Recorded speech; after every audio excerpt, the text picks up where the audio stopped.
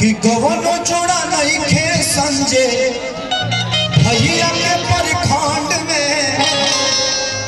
आजादा बन देखो सारा कार झारखंड में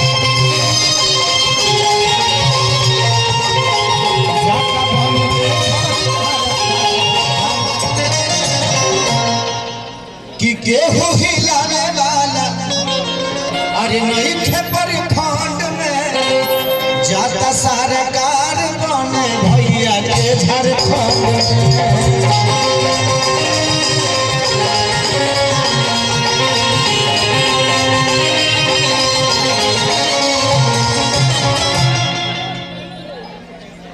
कि जब बदली नहीं स्थिति व्यापार न हुई कि जब बदली नहीं स्थिति व्यापार न हुई हो व्यापार न हुई ए भाई